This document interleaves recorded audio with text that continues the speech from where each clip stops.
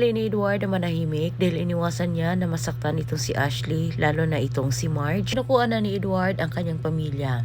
Hindi na niya kayang pakisamahan ang kanyang kapatid at ama. Samantalang nagpaalam itong si Edward kay Ashley. Samantala, nakarating din kay Marge ang nangyaring salpukan ni Paulo at Edward. Akala ni Marge na ang unang isyu nila Paulo at Thea ang dahilan sa nangyari. Kalit wala siyang kamalay-malay na may bagong natuklasan itong si Edward. Mas pinili lang nitong manahimik dahil iniwasan niya itong si Ashley na masaktan. Higit sa lahat na masasaktan itong si Jasmine. Kuno ikakasama lalo sa kalagayan ni Jasmine. Huli ang pinaniwalaan ni Marge, siya na ang humingi ng dispensa dito kay Edward. Huli si Edward, pinayuhan niya itong si Marge sa dapat gawin.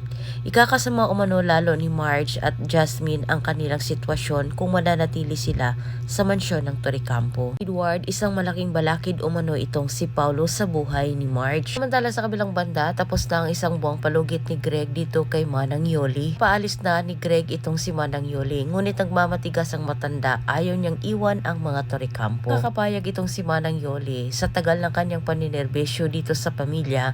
Ganun na lang siya basta-basta itatapon ni Greg. Sa mga pinaplano ni Manang Yoli, ayaw niyang umalis sa mansyon ng Torrecampo. Pati Manang Yoli itong si Greg. Ilalabas umano niya ang lahat ng kanyang malalaman na mga baho ni Greg. Kapag paulit-ulit umanong ipagmukha ni Greg sa kanya na wala na siyang lugar sa kanilang mansyon. Samantalang desperado na si Marge at Paulo, lalo na't masamang balita ang kanilang natanggap mula sa doktor. Di umano sila ang makakatulong dito kay Jasmine. Sa kanila ay hindi umano match. Mga oras na yon, gusto nang sabihin ni Paulo kay Marge ang totoo para lang maligtas itong si Jasmine. Balit na natiling mahina itong si Paulo at pinangunahan siya ng takot.